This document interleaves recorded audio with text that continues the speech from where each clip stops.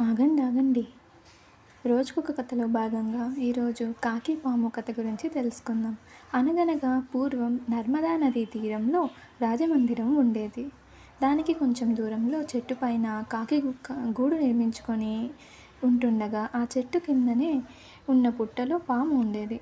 కాకి తన పిల్లలకు ఆహారం తేవడానికి బయటకు వెళ్తున్న సమయం చూసి పాము మెల్లిగా చెట్టు ఎక్కి కాకి పిల్లలను తినేస్తూ ఉండేది. దీంతో కాకి ఏమి చేయాలో తెలియక తెగ బాధపడుతూ ఉండేది.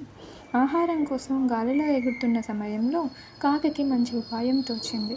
ఉపాయం వచ్చిందే తడవుగా ఒక్క ఒడ్డునే ఉన్న రాజమందిరంలోకి ప్రవేశించి అక్కడ ఉన్న భటులు చూస్తుండగానే రాణిగారి నగను తన నోట కరుచుకొని పైకి ఎగిరి తన గూడు వైపు వెళ్ళసాగింది.